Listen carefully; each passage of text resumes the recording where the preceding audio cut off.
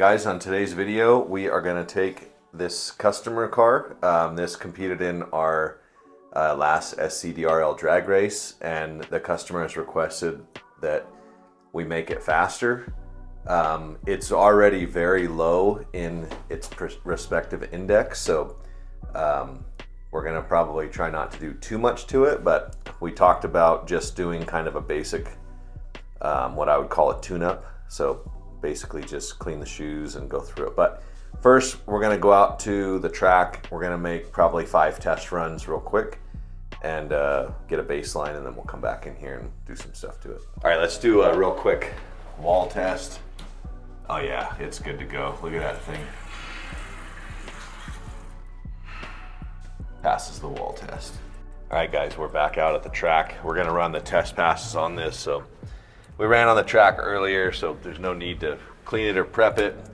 We're just gonna jump right into it, see what we got. All right, good pass. 616 with a 9. Okay, 616. So, I mean, like I said, that's really low already. So we're gonna just jump in, run it again. Yeah, I do that. These are just back-to-back runs to see what it does. 612. Obviously, if we were doing one of our races, we wouldn't be running this back-to-back like this. So running 2 passes back-to-back, I think for this video, we'll probably just use that as our baseline. Whereas when we did the road course car the other day, or in one of our last videos, that car was getting faster and faster and faster, which after a couple of laps on a road course, that would be the case. So, but for this one, those are our first numbers, 612, 616. So we're gonna go ahead and just do light tune-up. We'll be back. All right guys, back in here at the workbench. We're gonna pop the body off this car. So under the hood of this cool Tyco body, actually I think that's an AFX body, sorry. Looks like a Viper Bracket Master. So obviously we're familiar with these cars. We're gonna go ahead and just clean up the pickup shoes really quick. So we're just, I mean, this is kind of something that it goes back to the beginning of slot cars. You know, guys would use erasers.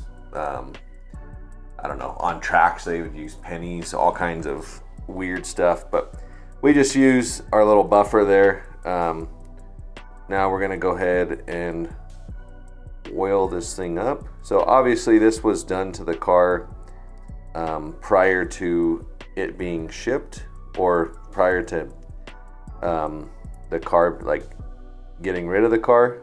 Or sorry, I got distracted because there's hair wrapped around the axle.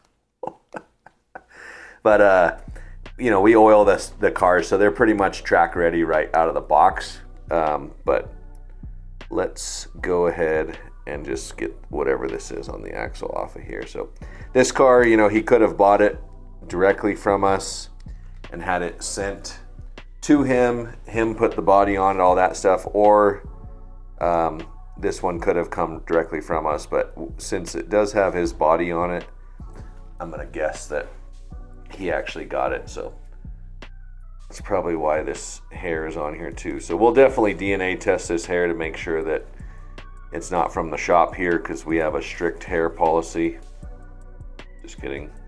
But we definitely, on our track, we don't have any hair or carbon, or sorry, carpet, nothing. But there it is. Typical carpet fibers. Man, what if this thing picks up like a ton of speed right now because of that? That'd be hilarious. But we're gonna go ahead and oil it up now. Put some oil on the gears. If you do have a car that runs a T-Boss, where the T-Boss is controlling the gear mesh based on its relationship to the nipple on the pinion, you definitely want to get oil on that, because that is a major friction point. So make sure you do that, and then we'll get some oil on that rear bushing. Feels really good. And just kind of do a quick look over, just since I know for sure that the car didn't come directly out of the shop. It went to him and came back to us, so we'll throw the body back on it. It is neutral timed right now, so we definitely can set the timing on this if we want it to go faster or slower, but it's got the low clip on it. So I mean, that thing looks really, really good. You can tell too that it's so low that the front of the body actually will touch the rail. So that could be a factor. I don't really hear that when we're out on the track, but I probably would put, aside from it looking cool, I probably would put a standard clip on there to just eliminate that. But let's head out to the track and see what it does. This is first pass back on the track. Okay, sounded nice and smooth. 615 with a 6. Okay, so that is great. I mean, that means that we have a very, very stable car. Let's run it again just so that we can get another pass out of it. And then from there, he wants to squeeze a little bit more out of it. So let's see what we can do. 617 with a 4. Okay, all right, so that's good, because if you guys remember from one of our last videos, when we oiled a car that had already been running and kind of did the same stuff to it, it picked up like a huge amount. So That was like a full 10th. yeah, like, which that's always scary when that happens, because that means that there's just all kinds of stuff that's going on there. But now I went ahead, I adjusted the timing, I increased the timing a little bit. So we'll put it back on, see what happens. This should make it pick up, but it doesn't seem to make as big of a difference on the drag strip as it does on the road course. That definitely went faster. I can tell it went deeper into our shutdown. 615 with a 6. Wow. Same as before. That is crazy. And it went further though, which is what's really, really weird, is that it went further in the shutdown. I'm not sure why. I haven't been keeping track of the mile an hour, but it's possible that we increased mile an hour right there. So let's do one more pass. Okay. 612.9. Okay, so 612.9. So it's kind of the same increase here, which is actually good because it means that that car is really good. There's a reason that we call the bracket master the bracket master. It's showing you why right there. So this was after a whole race, which was at least, it made at least 3 or 4 runs, depending on how many rounds that it went. It probably went multiple rounds running this low in its index. And then we just made four more passes on it, and it's all within, you know, between a 617 and a 612. It's 5,000s, or sorry, 500s. So we probably will play around with tire size first. Before I do that, just to go extreme, I'm gonna just pull the whole front end off of this car. And that will kind of tell us what to expect if we start playing around with front tire size. But depending on what size is on here, hopefully the body doesn't rub too bad.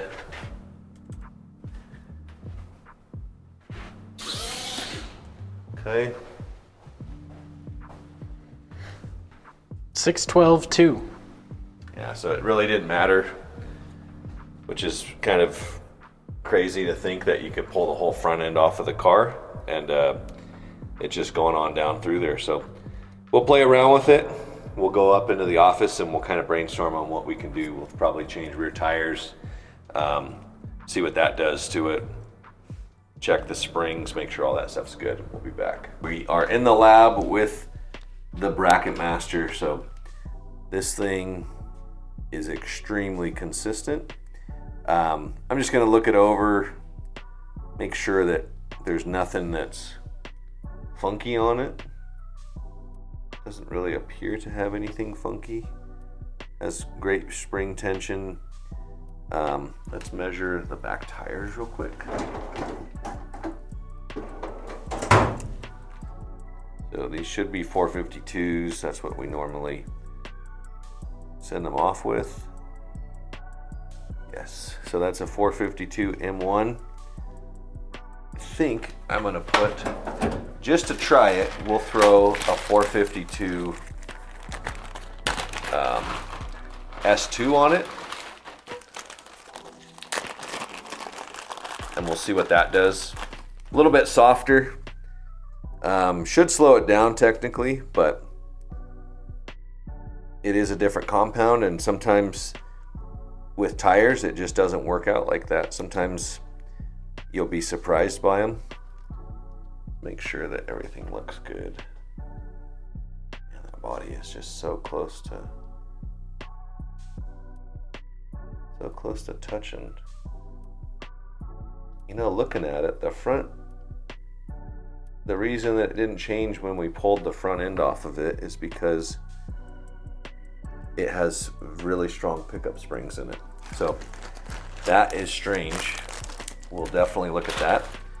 But we'll go try these tires, and if that makes the difference, then even though the front tires aren't touching, I mean, we're really, really close to having those touch, but even though they're not touching, I probably won't mess with it if the tires do the trick. So let's head out there and we'll see what happens. All right guys, we're back at the track. We got the 452 S2s on the back now.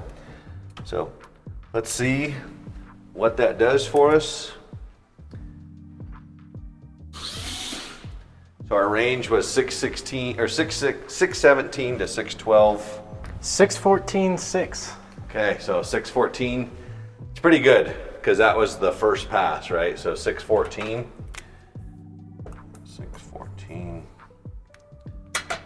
So it's a couple of thousandths that it picked up. Let's just see if it's repetitive.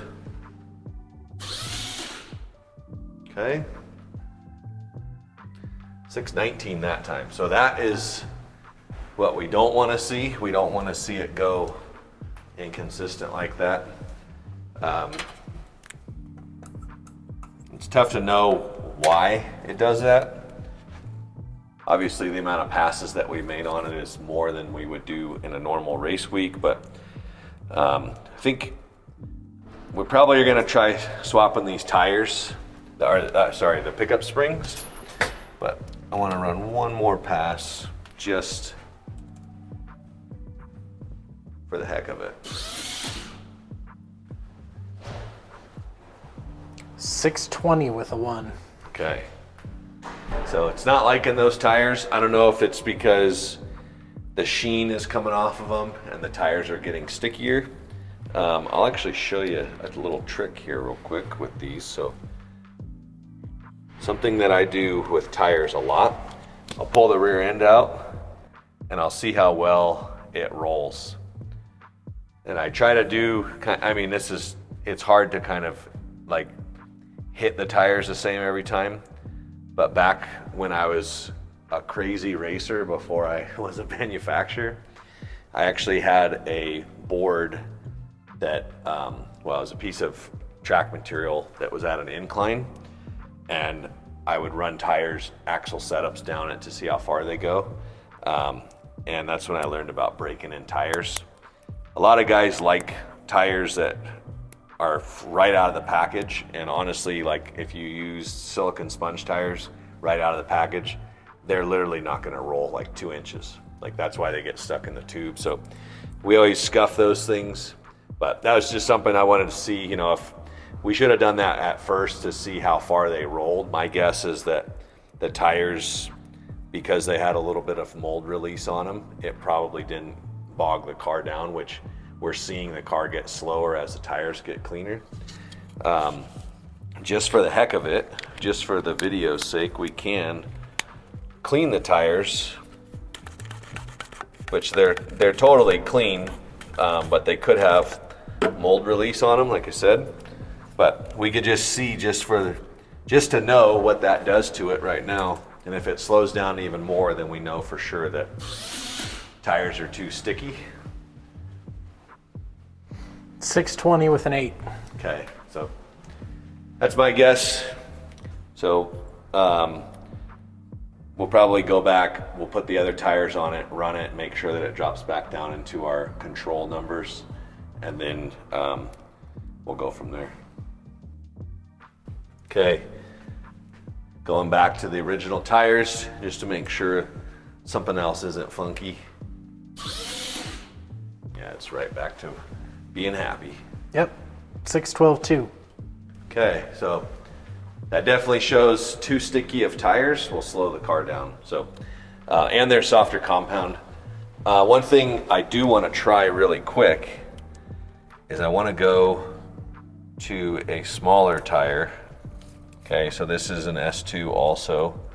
This is the 432, which we have them in black also if you don't want your car to have teal tires. But a lot of times guys like the colored tires because they know exactly what it is. That's why we did it that way. Okay, so definitely didn't go as far on the track. 635.7. So that is not the right direction, but that's okay. At least we know now. Doesn't mean these tires are bad. It just means that obviously if it was on the road course, it would handle so much better with these because it lowered the car down. But what that did was it put the magnets closer to the rail. The car thinks it's heavier, and if it doesn't have more more horsepower to pull that, then there's really not a reason to run them, especially on a drag car. So let's do this now. So earlier I had said that I noticed the front wheels weren't on the ground, which is why it didn't make a difference when we took the front end off.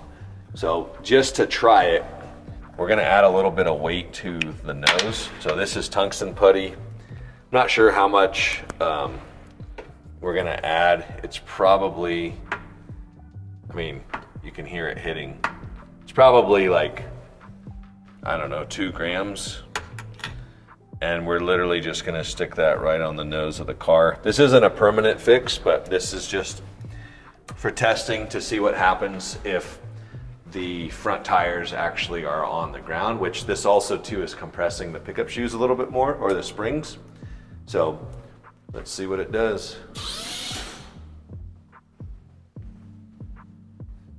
$620 with a 1. Okay, so could have been too much. We basically added 10% if it was 2 grams, we would have added 10% to the total weight of the car, which I actually could hear the car labor a little bit off the starting line. So I ripped that in half. We'll put 1 gram on there and we'll see. And this might be, too much info for you, but I'm just really showing you all of the different things that you can test and tune and try and do, with these cars. So that doesn't seem like it's really making that big of a difference. So the next step is to let him know kind of what we found, and you might have to get deeper into the car. And I don't know that it's going to be worth it to go that much faster. It might be a little bit of tweaking on the end bell, but once you start playing with that kind of stuff, if you accidentally go the wrong way or you don't really know what you're doing, you could end up going slower. And the last thing that I want for, especially a customer's car is him to request that we go faster and the thing actually goes slower. So one thing we can try that we haven't tried yet is a set of harder tires, like an albino set. So we'll get those, I'll throw them on here and we'll see what those do. And if those don't really make a difference, then that's kind of it. We're gonna have to wait and see what the customer wants to do. All right, so we made that tire change to the hardest compound that we offer. We're gonna see what happens with these tires. Here we go. 608. All right, so that is actually progress finally. So And these aren't as big as the tires that were on there, so that actually means that there's potential for them to be bigger, but these are actually a top secret tire. These are gone bananas. And they even match the car. But 608, let's run it one more time, see what happens. This is kind of, you know, proves what persistence does and when you try different stuff.